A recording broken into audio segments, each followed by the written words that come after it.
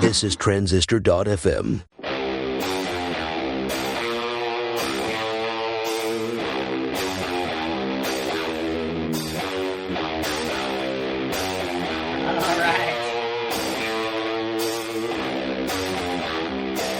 Here we go.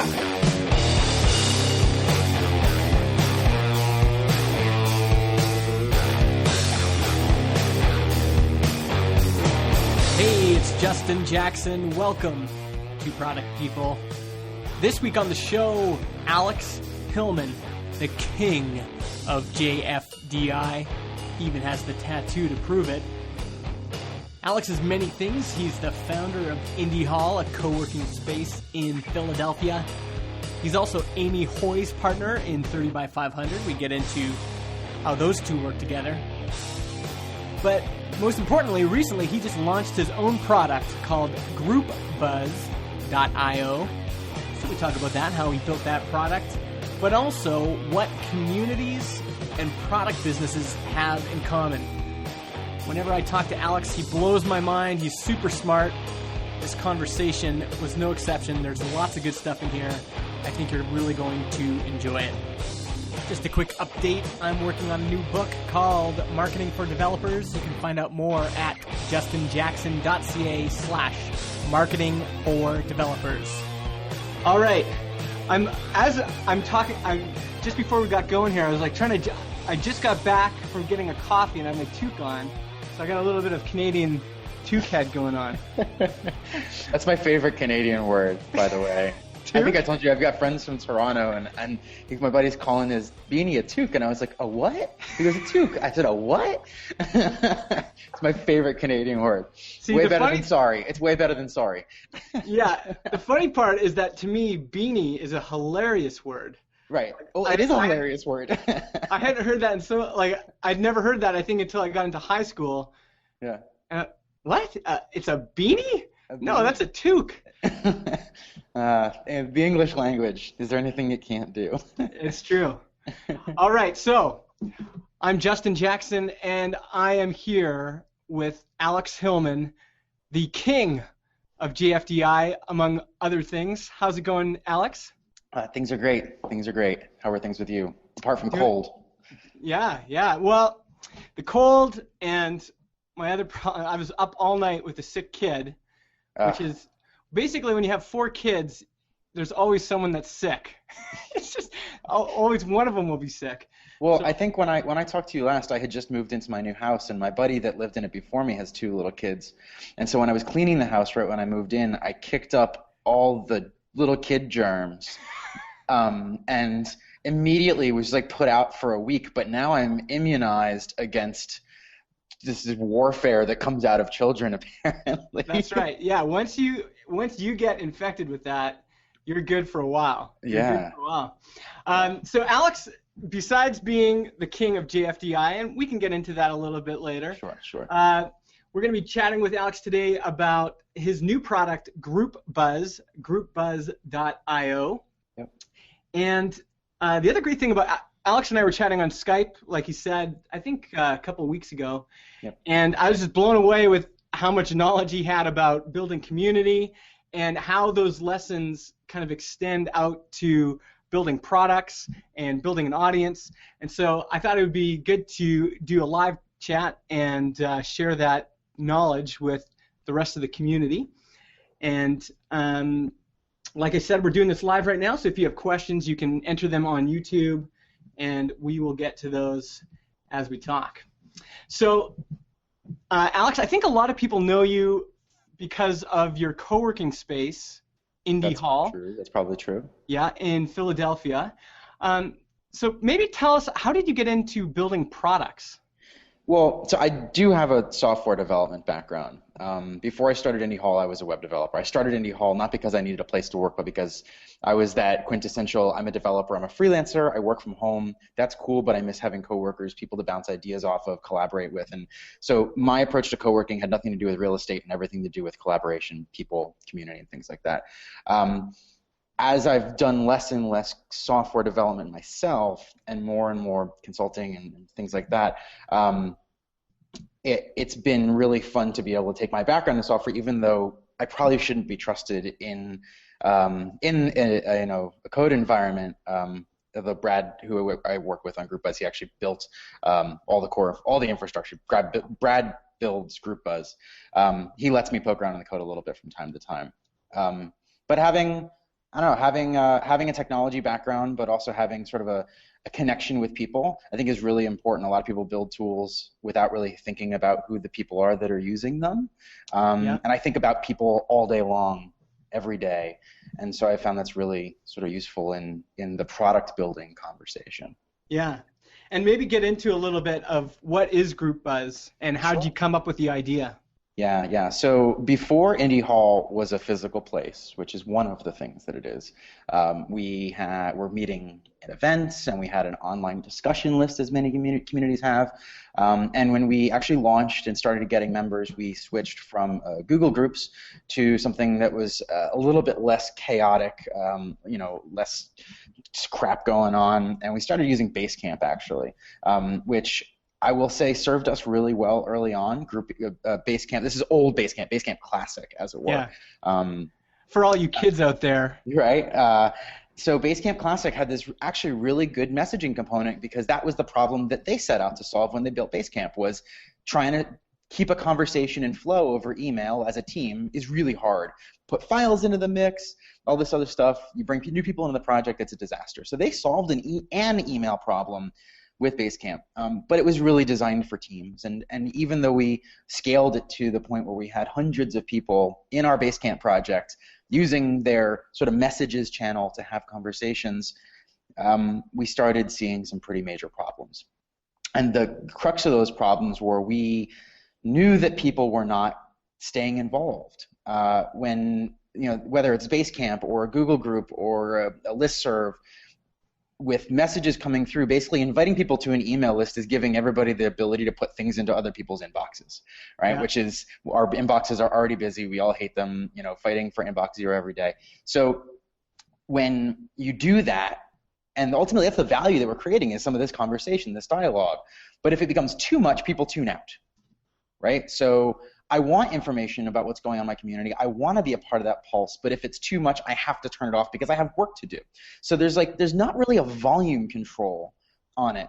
And so Brad, who is my partner in GroupBuzz, and is actually a student of me and Amy's from 30 by 500 way back in the beginning. Oh, no way. Brad and I had spoken about a year, maybe 2 years ago, about the problem that he had set out to solve from what he had learned and how to do research in 30 by 500, which if you haven't watched Amy's interview yet, or if Justin hasn't published it yet, get on him, because I'm sure she talks all about that in there, and sort of our approach to research first instead of just coming up with ideas and hoping that you can figure out a way to sell them.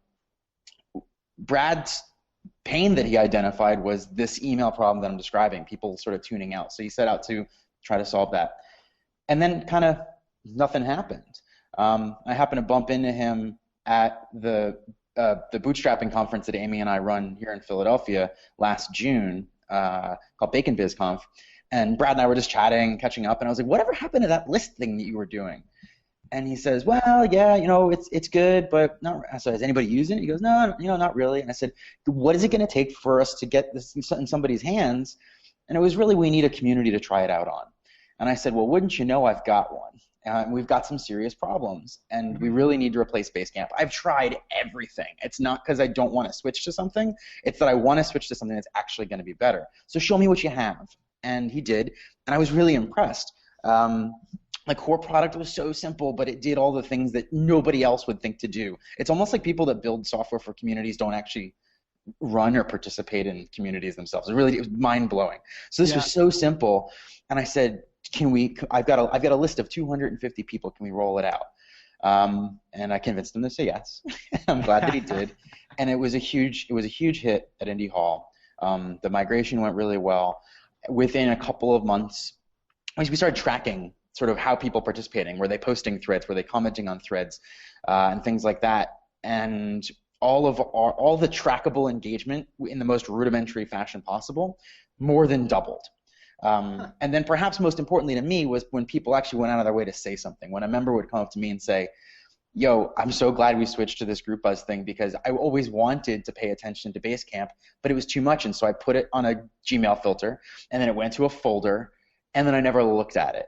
And for the settings that we chose as the default settings, which are obviously tweakable, but we sort of wanted the default settings to be more polite on your inbox, and make it so you could know what's going on without feeling like you're suddenly under a pile of email from other people. Since about September of last year, we agreed to partner and work on this together. And I do have a design development background, so I've been able to do some UI work on the product as well. But I'm mostly focused on getting out there into the community, finding out what people are using, why it's not working for them, and if GroupBuzz is a good fit for them, taking them for a tour through it. And we've had really great results with the people who have brought their communities over to it as well. Yeah, this is such an interesting problem because we're all a member of communities, like real-life communities and online communities. Yeah. And I think we've all experienced that, like I've been invited to like a couple Trello things and a couple Basecamp projects and a couple of discourse projects. Right. And inevitably, depending on, how much I care, I guess, I keep getting all these notifications, Yep. and so how did you deal with that? How did you deal with like the different levels of involvement that people have, and then like basically crafting, how much the way notifications work and how to actually get people involved and benefiting from a community instead of just feeling bothered by it? Sure. Well, so this actually goes back to sort of one of our core models and philosophies that I sort of developed with a couple of colleagues of mine for co-working and community building in general. And it's the idea that participation, so I think the key word you said was care about. And so like care about is not a binary thing. You care about things on sort of a sliding scale. It's based on what that thing is. Not everything in a community is going to be interesting to you. Not everything in a community you're going to care about. And so not everything in the community you're going to want to participate in. So with that sort of idea, if caring about things isn't binary, it's not yes or no, then participation isn't binary either. Just because I don't want all the mail doesn't mean, or just because I don't want some of the mail doesn't mean that I don't want to know generally what's going on. So we look at it from sort of like these concentric circles, and this was the model that I explained to you a couple of weeks ago. It's but for the rest of the folks that are watching, think about it as these rings, where the outermost people in the community, the people who know about your community, are, we call them observers. Oh, you've got it up on the screen. That's awesome. Yeah. So you can keep talking here, and actually it'll disappear as you talk, but that's okay. Okay, great. So you can also go to blog.groupbuzz.io, and there's a post where it's got this sort of bullseye-looking thing. So observers on the outside, the next level in call attendees, the next level in participants, and the next level in from that are champions. And these are all people that are sort of working towards common goals. That is what makes them a community, is we have things in common, we're working towards things that is a common ambition, as I would refer to it.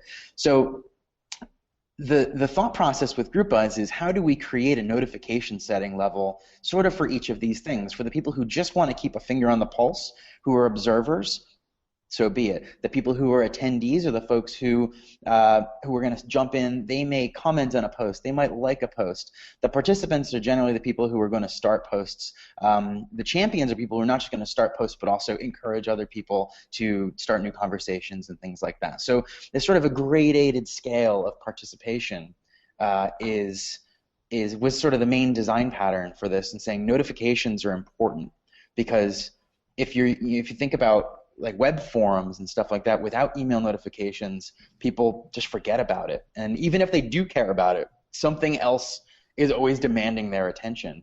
And so you're fighting for it in a way. So giving people the ability to opt in to a topic because they care about it, and then, but only then, get the rest of the comments subsequently in their inbox, has been working really well. So new person, let's say Justin, let's say you posted a message to the Indie Hall list. Hey, me and Alex are getting together this afternoon to do a Google Hangout. If anybody's interested in posting any questions ahead of time to ask.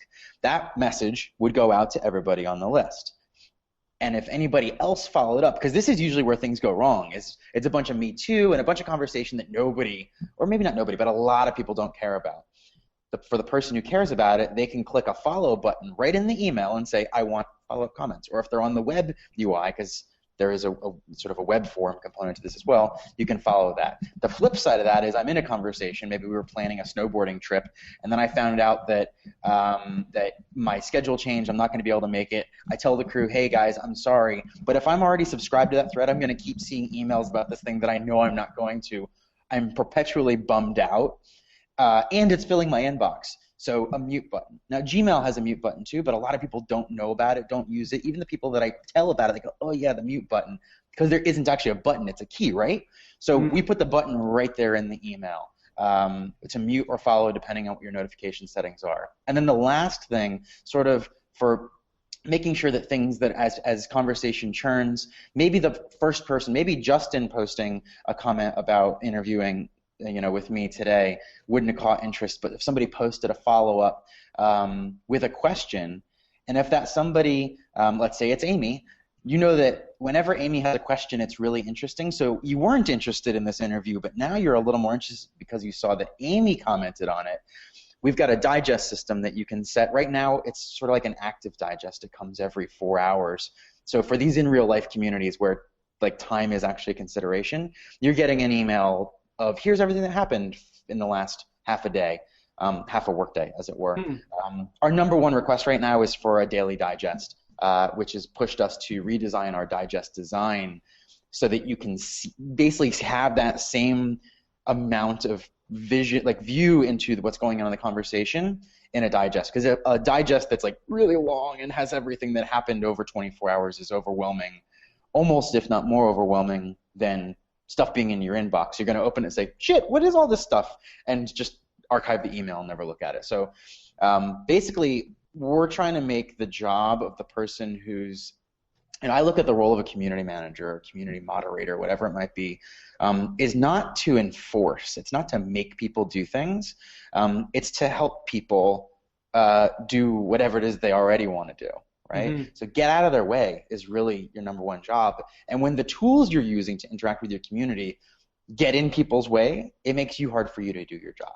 I mean, there's a couple things. One is that you're focused on smaller communities as opposed to like the first thing I thought of was Twitter. Twitter's this huge community, and their notification settings are terrible. Like everybody Brutal. Hates them. Well, and they're basically doing that for growth, right? They need more people, and one kind of hack to getting people more involved is to always berate them with email. To nag them, right? Yeah, nag them and then get them in. So, there is like a threshold that you cross when you're joining a community, any community, and you might go once and then you might feel like, I don't know if I fit in, or and then maybe you might try it for a week and then you just get out of the habit of checking in. Right. So what are some things that you've kind of learned or done and maybe even put into Group Buzz to help with some of that, the onboarding, and then also just helping people that want to be active, but there's a habit there. How do you help them with that? Right. So I think your point about growth through nagging, because let's be honest, it works, but is that the objective? Is that sustainable? Right. So the good habits, right? And how do you not force people to do things, but help it easier for the things that would happen. So one of the things that we know, and I know this through Indie Hall and through studying other communities, co-working spaces and online communities and all of that, is you get that connection with a community, which is really where the value is going to start to come from when you start building relationships, when you start connecting with people, right? And those connections don't come from, hi, I'm Justin and I build products. It's, hi, I'm Justin and I love Iron Maiden. You get that on your shirt, right? That's right. Sweet, I'm an Iron Maiden fan too, and that's an opportunity for us to make a connection. Yeah. So, meanwhile, we have these bad habits where we say, hi, I'm Justin, and I'm a product manager, and nobody really cares. And not that we like, let's be honest, nobody cares what anybody else does. We're only really interested in ourselves. The reason we connect through something like you're into Iron Maiden, I'm into Iron Maiden, is that tells me something about you and what you Mm-hmm. care about, and maybe some common values that we have. Maybe, you've been to a show that I was dreaming, I wish I was there, whatever it was. So Yeah. how do you do this in software? So when the goal is to get people to connect with each other, you can try to force it, or you can try and have this organic growth. So we took the route of introductions, making introductions be sort of stage one to onboarding. You get invited to Group Buzz, and the email that the system sends comes from a community mod or a manager, probably someone that you've met. So it's not coming from a machine, it's coming from a person. And it's the usual stuff. Hey, welcome, to the Indie Hall Group Buzz. This is where we have our online conversations. Click here to activate your account. That's like super simple. It's 2 lines. Yeah. Right below it, nice big call out. Hey, are you new here? And then we say, a little bit of empathy. It's scary to be the new kid on the first day of class, right? That's what this feels like. It doesn't need to be. Introduce yourself. I guarantee that some people are going to be interested. Here's some tips. And we sort of outline, and people introduce themselves in a million different ways, but when you say introduce yourself, people are like, yeah. It's like writing your own bio. Everybody sucks at it. So we want to make it really easy. And so we say, and we also don't want them to go the route of, hi, I'm Justin, I'm a product manager. We want them to be, hey, I'm Justin, I'm a huge Iron Maiden fan, and things along those lines. So the questions are things like, why did you join this community? Like, what are you interested in that made you sign up? Mm-hmm. Where do you live? We happen to be sort of a location-based thing, but even if it's a virtual community, people join a virtual community. Those people don't only live online. They're from a place. So talking about the place that you live can potentially connect you with other people, but it can also say something about who you are. Different places have different cultures. And then also there's an add-on to that. It's something like, what's your favorite place you've ever lived, or a place that you want to live? Again, someone out there can say, I used to live there. It's not as cool as you think. Or, oh, you get what I'm saying, right? Yeah. It is like, tell us something that people wouldn't guess about you by looking at you. Yeah. So people can do one, some, all, or none of those questions. They're just prompts. But we try to make it really easy for people to even think about the fact that I'm new to this community, I should introduce myself. Now, here's what's interesting is we used to do this manually at Indie Hall, and people did it sometimes. It was sort of part of the welcome package. It was a recommendation, a pretty soft recommendation, introduce yourself. Yeah. Following up now that we've built it into Group Buzz, the percentage of people who join Indie Hall and then introduce themselves within the first few days or at least week has skyrocketed. And every time somebody posts, a bunch of other people come out of the woodwork, potentially people who never even went out of the way to introduce themselves, and all of a sudden they're talking about something because something caught their interest. The other kind of neat thing that was absolutely unexpected but has been really fun to watch is we've had one person will post their introduction, sort of a ripple effect. It's like throwing a rock in a pond. Another person who knew they were supposed to, but forgot, got busy, whatever, goes, oh shit, that was a really good introduction. I should make my introduction, and they do it. So one introduction is almost always followed within 24 hours by another introduction. And then things go even further when we have alumni who have been around, not even alumni, active members, but they've been here forever, since before we did this active introduction email built into Group Buzz, and they do these old member introductions that sort of follow on to the new member introductions. And so just got more people sharing about who they are, and ultimately I view that as a tool for the community member. It's useful for the community owners and moderators and managers to know these things about their people, but it's a tool for the community member, because then it goes back to that resilience. People stay a part of a community that they feel connected to, and they feel connected to the other people. That's where that comes from. So when people have that little token of knowledge, when somebody else sees you at the coffee pot or in another thread, they go, that's Justin, he likes Iron Maiden, we're buds, right? And it's a tool for them to come up to you and say, so did you, what's your favorite song? Or, did you hear that, they might be doing another album, that sort of thing. So it's a tool for conversation, which is really what this is all about. And I've been involved in a lot of software projects of a lot of different scales, and the engineering stuff gets me really kind of pumped too, even when I'm not building the software, designing systems. But communities are systems too, which is kind of a unique way to look at it. Just because they're organic doesn't mean they're not. You can't look at them as systems. And knowing that if I sort of tweak this dial, something that I want has a better chance of happening. is really gratifying. And to know that in the case of a community, ultimately, I think we're in the happiness business. Our job is to make people love being there. Otherwise, why the hell would you pay to be a part of a community? So doing things that increase people's happiness through each other, like I'm not actually in the room when they're doing it, it's amazing. It's really, really cool. Yeah. Now, are most of the communities that are using Group Buzz, are most of them paid, like membership communities? 100% of them. Yeah, so that was a decision that we made, was to avoid the freemium model. Sort of when we looked at who's our core customer, right? So this could go, I mean, a tool like this could be used by co-working spaces, it could be used by these sort of learning communities, it could be used by even by teams and companies, ultimately. But who are we solving for? We have to get, the more specific we get, the more useful this thing is for anybody. Yeah. And when we started looking at the business models and how we wanted to charge for it and how other people charge for things like this, sort of doing our competitive analysis, we said paid membership subscription communities are the most resilient potential customer for us. Because if they're in a business for it, which means they're making money month after month, they never have to worry about making or being able to pay their Group Buzz bill. Yeah. As they grow, they make more money, which means they're going to be more comfortable paying for it. So basically, are you in the business of running a community, or do you just run a community? Now, the sort of tough part for me to grapple with is, I'm involved in communities that aren't, for profit, aren't businesses, and I would love to use Group Buzz in them.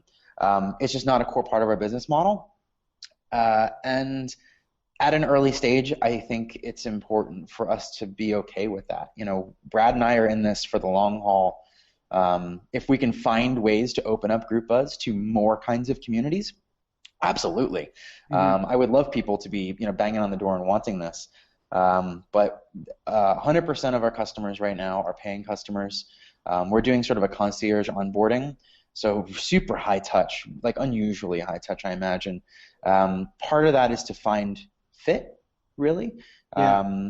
But because we were interested in success stories, like I want someone who's coming from Google Groups or Facebook and has the kind of problems that I know Group Buzz is going to solve. So when they use it, they go, "This has made everything amazing." And if it's not, then it's not that I don't want them using Group Buzz. It's that if we're putting time into something, I want it to be for the people where it's amazing now. Why, we can widen things up later. Yeah. And so far, everyone that's made the decision to, we've had a really good conversion rate from the people who come for one of these sort of concierge onboarding tours to the people that decide to sign up. So we have a goal of our first 50 communities, 50 paying communities by April Fool's Day. And I really think we have we're gonna have no problem hitting that. Yeah. Okay. And I've got a bunch of questions kind of around this. Cool. The first question was from Sarah. She's asking when my community, JFDI.bz, is going to start using it. And we've talked about it. I think as soon as we can figure out we're using Memberful for billing. As soon as we can figure that out, I'd love to start using it. Yeah, and that's actually it's because we said, okay, paid subscription membership communities, one of the questions was, are you guys going to integrate billing? And the answer is not no. The trick is knowing that I run a subscription membership business, and having evaluated many tools out there, I know how hard it is to build a billing tool that works for lots of different communities. So I want to get the discussion stuff right before we jump onto that. But I know that's still in the wheelhouse. I think it's whether it's integrating with stuff like Memberful or and we're going to start there before we build our own. But yeah, absolutely. Cool. And I think we're going to talk a little bit about the idea of I actually have kind of two questions. So James is wondering tips for bootstrapping an online community from scratch, and he's specifically wondering about a paid community. What do you think? What are some things you've noticed that have worked and some things that haven't worked? Yeah, so the questions for online communities, and I really think that my answer is going to be related to both. The thing about starting any community, bootstrapping any community, is it's not hard to get a group of people in a room. it's hard to get people in a room doing anything useful together. So it's sort of like building a product in a way. With a product, you find a really specific pain that a bunch of people have, and you find a way to solve it and deliver that to them. That's the value you create. Exchange for money. Yeah, everybody's happy. Yeah. Communities are largely the same way, with a pretty unique difference in that the value is not just being delivered by you, it's people delivering the value to each other. Mm-hmm. So the thing about bootstrapping an online community is you need to be really concrete about who's there and why. So saying, for JFDI, it's well, I mean, you could tell me probably better than I could say. My guess is this is for people who are building bootstrap products. Yep. It's all bootstrappers, right? Mostly bootstrappers? Mostly, yeah. Mostly. So people that start running products, building products, growing products, and want to stay productive moving forward. Yeah. Is that fairly accurate? Yeah. And I mean, I think the interesting thing, because when we talked about this on our Skype call, and when you're and maybe I'll get you to explain the difference between communities of interest and communities of practice. Sure. But I think a lot of products and communities, whatever, get started as here's a thing that we're solving, right? So you need time tracking. Here's time tracking. Yeah. But the idea of in a community, well, we're actually all moving towards a goal. Right. Well, that's that ambition, that thing in the middle of that bullseye. That's not you, Justin. It's a thing that everyone is moving towards. You're a champion. Yeah. You're not in the middle of it. That's important. And if you are in the middle of it, you've got a cult of personality, which is one of the most dangerous style. It's effective, but extraordinarily dangerous. It's really, really it makes you a liability. Basically, if you leave, the community goes away. Yeah. So you don't want that. Yeah. And since you and I talked, I said, we've been talking a little bit. I've emailed people in JFDI, and I've said, I think that big, crazy goal we're all working towards is that anybody in JFDI that wants to have an independent income from building products could, if they wanted to. Yeah. And that's kind of the idea. And as soon as you put that goal in the middle, it does clarify a lot of things. Sure does. Then all of a sudden, it's not just me, right? It's not just me like going along doing it on my own. It's like, well, I got to help all these people do this too. Like, we got to work together on this. Yeah. How can we, as a group, do that? Yeah, so the kind of goal that you're talking about too, let's get really specific about the kind of goal that you're setting. So back to the question, how do you bootstrap a community? Step one, find a goal that a bunch of people have, right? And the kind of goal we're talking about is not a goal that you're going to solve anytime soon. It's an ambitious goal. It's not just that so there's the big, hairy, audacious goal concept in terms of like company culture, bringing people together. It's like that, but it's bigger. It's a goal that you will never actually complete in your lifetime, right? It's a goal that you can't complete in your lifetime, because if you do complete it, what's the community's purpose anymore?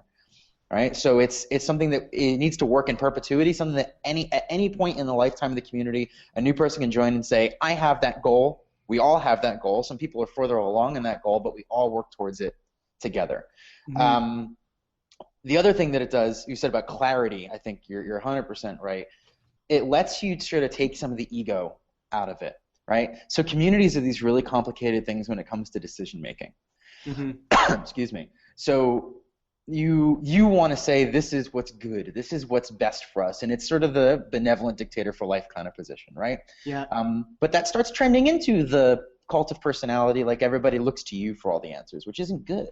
Yeah. It's okay to start, but ultimately the sooner you can hand over that kind of responsibility and sort of federate that across the community, the better. The more resilient the community is, the longer it'll last. And the easier it is for you to go on vacation for a month and come back and have the community be better than it was when you left. That's my mark of a good community. When Indie Hall is better when I'm gone, I've done a good job, right? So how do you take the ego out of it? Well, that's the other, so that goal that we're talking about, I call it an ambition. That's sort of the central part of that bullseye model, is an ambition. So with the ambition, decision-making becomes, is this in service of the ambition or not? Yes or no? Are we working towards it or not? Things that do, we should do. Things that don't, we shouldn't do. And it's not because I like it or don't. We do lots of things that I don't like, but I know are in service of the ambition.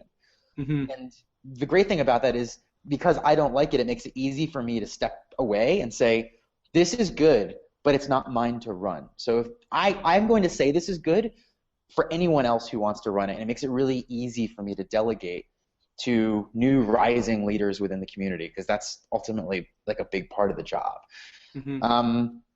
The other like sort of step in bootstrapping the community, sort of figuring out what that ambition is, what you want people to rally around, and facilitating conversations about it. I had met with a group last night that's starting a new community in West Philly, and one of the questions said, well, how should we have these conversations? Should Wait a second, in West Philadelphia? Born and raised. Yeah, I walked right into that one. Yeah, so this crew is setting up. It's a new co-working space, as it were. But they said, how should we have these conversations about this thing that we believe in, that we're working towards?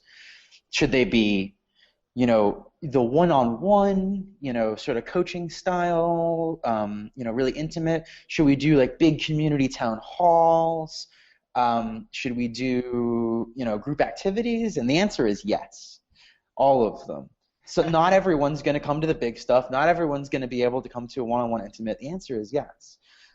So for an online community, and an offline community for that matter, your job is to find the thing that a bunch of people share as a goal, and invite them. Invitation is the key. Invite them. Hey, we're going to have a conversation about this. Just like you invited a bunch of people to this conversation today, the only difference would be it wouldn't be just me and you. It would be more people actually able to dialogue in it. The role of a facilitator is the one you have to play when you're bootstrapping a community. I guess the only other thing that I haven't said that I'm glad I didn't say it at the beginning, because it probably would have gotten lost in all of the other things that I just said. But the point that I'll leave you with is to listen. Community building is a lot of listening. And there's the listening you need to do when you ask questions, but there's the listening that you need to do when people don't even know you're listening.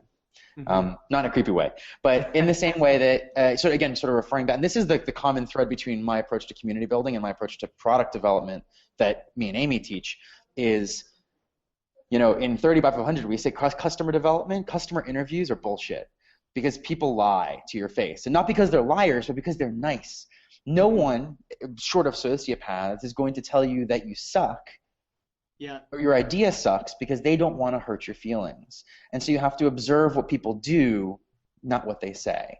And community building is a lot of that as well. You really have to you're a pattern watcher. You got to look, not what people say, yes, but put a lot more stock in what people do.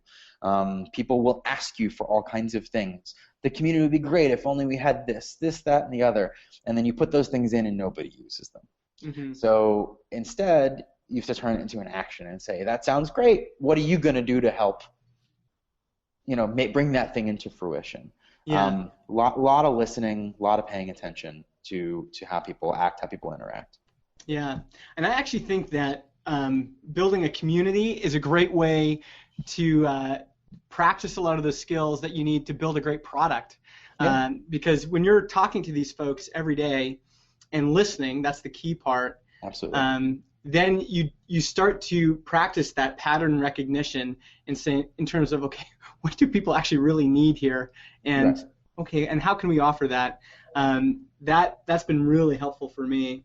Although I'll say this, and this is one of the things that we teach in 30 by 500 is how to go out to communities and do this observational, it's sort of ethnography light, sort of going out, taking notes, sort of gorillas in the mist, looking at these animals out in the wild. Not that customers are animals, but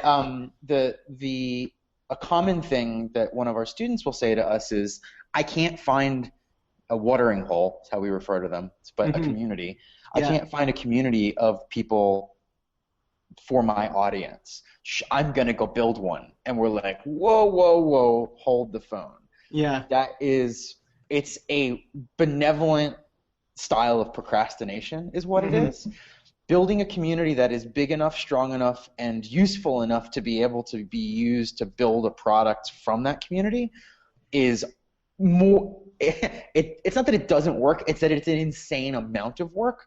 Yeah. And the odds of you being able to shift from community builder to product builder for that community at the right time, if that's the reason you're building the community, you're going to run into all kinds of problems. So go out and do your homework and find out what communities are out there. And the best way to be a leader is to participate. Sort of, again, going back to those concentric circles, another sort of dynamic of those rings is you can't leap from observer to champion. You got to spend time at each of the levels.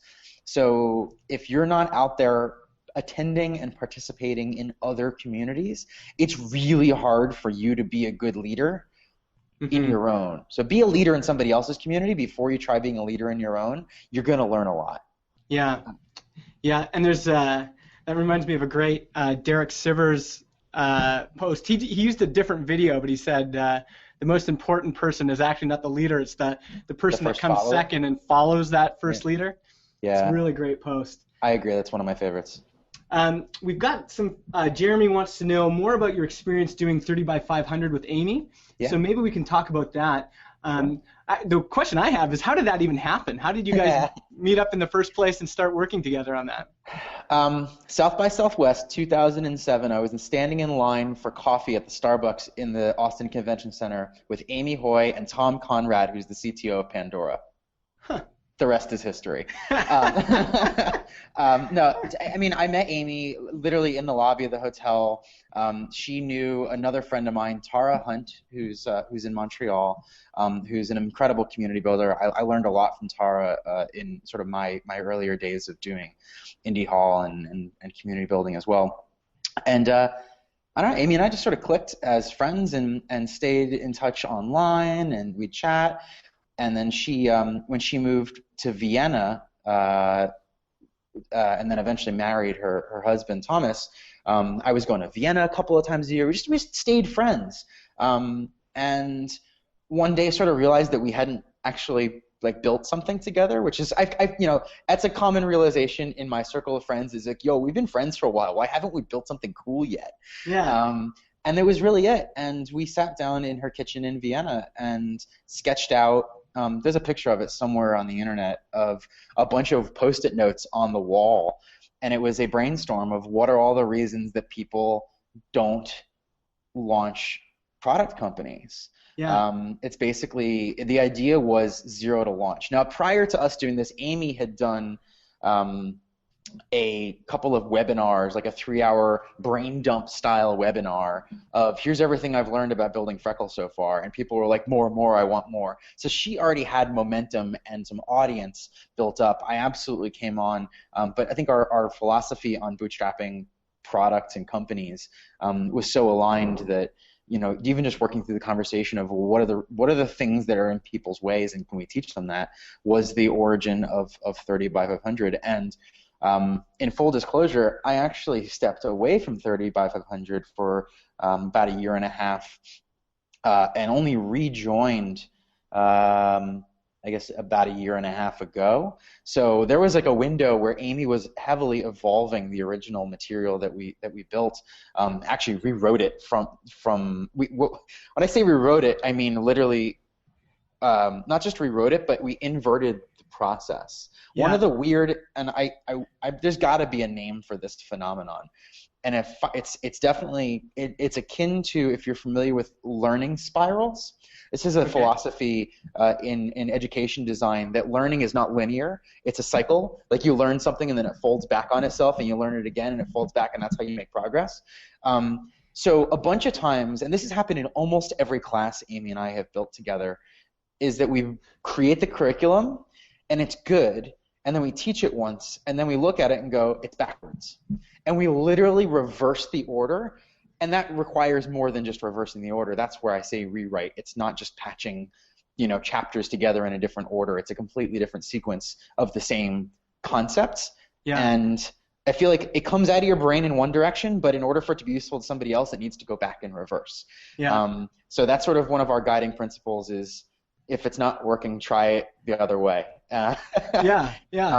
And so last year, not 2013. I guess it was the end of 2012. I rejoined 30 by 500. That was the last time we taught the 4-month-long mega class, which was brutal for both of us and the students. It was just a ton of time, and it was a slog. By the end, everybody was exhausted. Yeah. And Amy and I said, we need to try and make this, a different format that's better, and that was how we came up with the boot camp. And so I've been on full bore since we started redesigning the boot camp, which is about a year and a half ago, maybe 2 years ago. Yeah. But the boot camp that we've been running for the last year, we've never gotten better results. Even though the core lessons that we teach still go back to those Post-it notes on the wall. This is product iteration at its finest. But the cool thing is now we've got people that are shipping faster. They're implementing the lessons faster. They're getting results faster. But we're also going back to the original generations of alumni that were willing to slog through some of the material and ultimately struggled because of the way we were teaching it. And the new techniques are helping them. And we've had alumni come back and take the class and go, oh, all the things that I struggled with, you guys figured out. And it was almost like we applied our own research process to figuring out what to build on the class and go, this is what, within the material, within our own audience, going, people are struggling with this, fix it, make it better. And almost not reselling it because we give it to our alumni for free. Yeah. But they've said, this is great, and now they're starting to pick up where they left off, ship, help each other. So that the alumni 30 by 500 community has gone through its own really interesting evolution as Amy and I have sort of stepped away and sort of let it do its own thing. And we're working on our next 2 products. Are a product that'll be sort of a ebook and video set called Just Fucking Ship. It's basically a toolkit, almost like sort of been describing it as a sort of a blend between 37 signal style of rework, where it's short essays or getting real with short essays, but also really practical, actionable worksheets and stuff like that, where you can sort of jump in and problem solve your way through a problem. But the whole thing is focused around business habits. So we love habits, as we've studied habits and worked forming habit design into the way we teach. And so we took a look at all of the habits related to being successful in business, everything from motivation and procrastination to how you price, how you communicate, and sort of looking at it all from a habit stance, and basically giving you a toolkit to look into and say, which habit is holding me back today? How do I rewire that habit? And so Just Fucking Ship is coming out as our next sort of 30 by 500 universe product. And then a paid ongoing community for just the continual practice. So not terribly unlike what you do with JFDI, but specifically geared towards our alumni. It'll be only for alumni of 30 by 500. Because it's really about keeping in the practice, which you were going to ask me about communities of interest versus community of practice. Maybe that's a good transition to that. Yeah. So talk a little bit about that, because I think that's an important thing, not just for product development. When you told me this, it was like I immediately was just I thought it was crazy, because I thought that the bullseye model that you shared. Mm-hmm.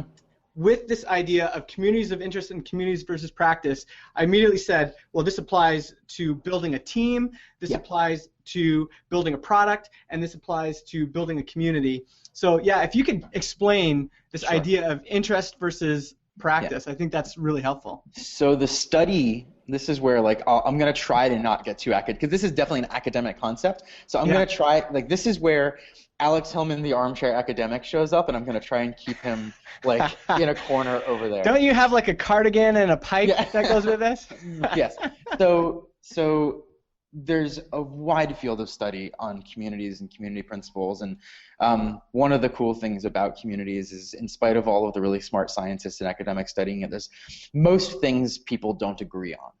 Mm-hmm. And so one of the concepts that is a bit more widespread is a sort of delineation of different community types, right? And the one that I latched onto, or at least one of the differentiations that I latched onto, because like you, it crystallized so much, is this difference between a community of interest and a community of practice. So think about it this way. The startup community is a great example. Actually, any startup community, because there's not one startup community. There's startup communities in every city. There's different, there's Hacker News. There's your community. There's multitudes of them, and they're growing like crazy, right? Most of those communities, though, are communities of interest, which means going back to we were talking about the bullseye model and the ambition. That doesn't exist. The community exists simply as a population of people who have an interest in common. I like startups. I think startups are cool. Think about how many people are in startup communities but not doing startups. That is a great indicator of an interest-based community. Yeah. Right? Yeah. And interest-based communities are really valuable. So none of this is to say that, startup communities suck or interest-based communities suck. It's a way of gathering people, and that's something that we as human beings need to do. So that's good. Yeah. But I'm the kind of person who I'm not okay with good. Everything, I want better. And that's really the key. The difference between a community of interest and a community of practice is better, is betterness, it's betterment, it's that momentum, that ambition, that goal that we were talking about. And a community of practice often is a subset of a community of interest. Mm-hmm. So it's either a subset or an overlap. There's a bunch of different ways you can look at that. But a community of practice is a community where everyone is working towards this goal in common, and successes don't happen in vacuums. Progress doesn't happen in a vacuum. When I win, it's our win. When you win, it's our win. Mm-hmm. Right? And that's these communities where people are working at their craft. They're working at betterment. They're working at progress. They're working at learning. And a really good friend of mine, her name is Vanessa Generelli. She's a former Indie Hall member. She's a researcher. She has a degree from, I hope I don't screw this up, I think it's from Harvard. So Ivy League, super, this chick is so smart and so great. Yeah. And she's a learning researcher. She works for a company called P2PU that does peer learning stuff online. And it's a lot of stuff that Vanessa and I geek out over this stuff because all of her research, all of her interests in learning are so in line with mine of communities because ultimately they're the same thing. Mm-hmm. And she published an article, two articles that you can look at since I imagine we're going to be wrapping up soon. Yeah. One is if you go to my blog, which is dangerouslyawesome.com, not today's post, which is about a weird experience I had at a bar in West Philly last night, but the one right before that, which is about designing community events and experiences that people will love and remember, is Vanessa's. So you'll get an idea of how freaking smart this chick is. Two, was she told me about another post that I don't have the link to off the top of my head, but I can dig it up and send it to you so you can post it later, talking about the participation and learning going hand in hand. Mm-hmm. And my response to Vanessa, actually, where the heck did I put it? I wish I had it in front of me. I don't. My response was something along the lines of that participate, without learning, a community is not making progress. A community becomes static. Yeah. And that learning doesn't need to be you teaching me how to grow my business. It could be me learning that you love Iron Maiden. Yeah. The point is that learning, that advancement, learning is a critical glue, even in those little interactions of the culture of a community, of what people are working towards, what binds them, what brings them together, what gets them to do the cool things that, communities, I'm a fanatic for it because it's I look at communities, they're like a creature. They do things. And at this point, I feel so lucky to be a part of Indie Hall because it's literally, it makes its own decisions. I haven't been in control in a really long time, and I love that. I can go away for a day, a week, a month, whatever, come back, and it's changed, it's grown, it's evolved. I don't have 4 kids or 1 kid for that matter. Yeah. But, I mean, I imagine the process of raising kids as a similar sense of gratification because they start learning how to do things that you didn't show them how to do. Mm-hmm. And you go, wow, you figured that out. That's really awesome. And that's how I feel about the power of a community, is when people are learning together, not necessarily even from each other, but literally together. Yeah, and I actually thought about, as a dad, I thought about using this model of us setting a goal as a family that's crazy, like that we may never achieve in our lifetime, but something that we could all work towards as a family. And the other example, like the examples of all of these things, so like a good example of a community of interest might be like a subreddit on Reddit, like r startups. I'm interested in this keyword, startups. Interest of an example of a community of practice would be something like 30 by 500, where you guys are all basically working towards this goal together, that is not just based on like I'm interested in startups or bootstrapping, but as we want to achieve this goal together. And when it comes to paid communities, by the way, it's really hard to turn a community of interest into a paid community, because you don't. And the reason is because I think most of the people that you'll get to become a paying member from the community of interest are actually people who want a community of practice. I think about a lot of like professional associations where people are gathering around a common interest of whatever it is. Like the worst example I can come up with, the first example is also the worst example, because people assume that because I'm interested in co-working, I would be interested in business centers and business center and real estate associations, which by the way are huge. But having now gone and spoken at them and been to some of their events, it is largely a community of interest where there are pockets of communities of practice or where people are actually working together. And that's where sort of the paid membership associations and things like that, that's a pretty, if you look at organizations that have paid membership, that's a very, very common delineation is, who's going to pay just to say, I'm a card holding member of the I'm interested in startups club. Yeah. And there's some people, but when they're no longer interested in startups, they're going to cancel. Right? Yeah, exactly. Let me just show everyone where you can find Alex on the web. So he's Alex Knows HTML on Twitter. IndieHall.org is the co-working space he was talking about. GroupBuzz.io is this product we've been talking about. And if you're thinking about building a community, definitely check this out. And I think they have a blog too. Is it just blog it? It's blog, yeah, and not following my own advice, which is what happens when you teach, is you don't always get to follow your own advice. There's a bunch of posts that are queued up here to go out. We've been working on product and the new marketing page, but yeah, there's one really cool post up right now and a bunch more stuff in the queue if you're interested in subscribing to that. Yeah, the bullseye model is in this post here. Yeah, that is. So check that out. And then his blog, dangerouslyawesome.com. And then there's also 30 by 500, which is the class he runs with Amy Horn.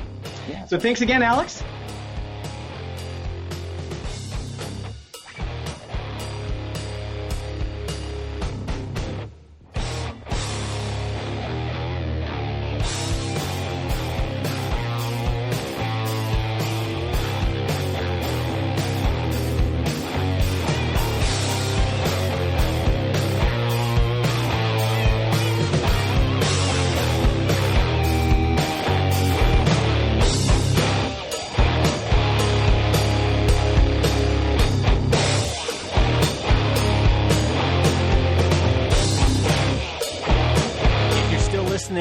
Why don't you check out my email newsletter, justinjackson.ca/newsletter. Thanks for listening. We will see you next time.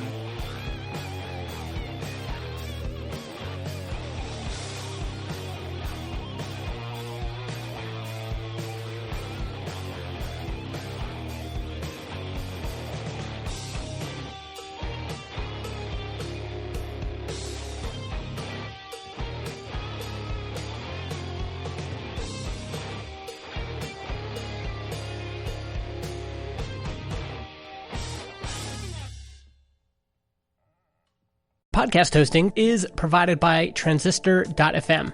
They host our MP3 files, generate our RSS feed, provide us with analytics, and help us distribute the show to Spotify, Apple Podcasts, and more. If you want to start your own podcast or you want to switch to Transistor, go to transistor.fm/Justin and get 15% off your first year.